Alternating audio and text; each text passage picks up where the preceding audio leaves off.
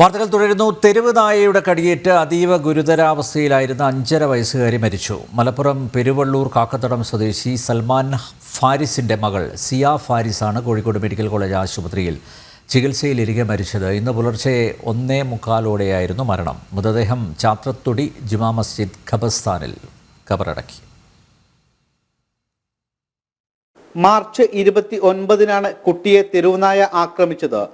തുടർന്ന് പ്രതിരോധ വാക്സിൻ നൽകിയിരുന്നു. വാക്സിൻ എടുത്ത ശേഷവും കുട്ടിക്ക് പേവിഷബാധയുണ്ടെന്ന് കണ്ടെത്തിയിരുന്നു.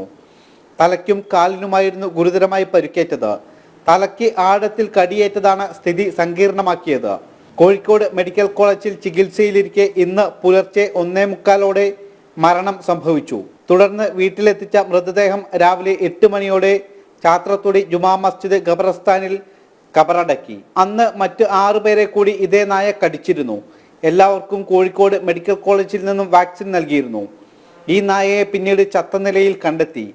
കുട്ടി മിഠായി വാങ്ങാൻ വീട്ടിൽ നിന്നും പുറത്തിറങ്ങിയപ്പോഴായിരുന്നു നായയുടെ ആക്രമണം. തെരുവുനായ ശല്യം രൂക്ഷമായ മേഖല കൂടിയാണ് പെരുവള്ളൂർ കാക്കത്തടം. തെരുവുനായയുടെ കടിയേറ്റ കുട്ടിക്ക് വാക്സിൻ നൽകിയിട്ടും പേവിഷബാധയേറ്റ സംഭവം അന്വേഷിക്കാൻ ആരോഗ്യവകുപ്പ് നിർദ്ദേശം നൽകിയിരുന്നു. കഴിഞ്ഞ 4 മാസത്തിനിടെ സംസ്ഥാനത്ത് 12 പേരാണ് പേവിഷബാധയേറ്റ് മരിച്ചത്. ഈ മാസം മാത്രം 5 പേരുടെ ജീവൻ നഷ്ടമായി.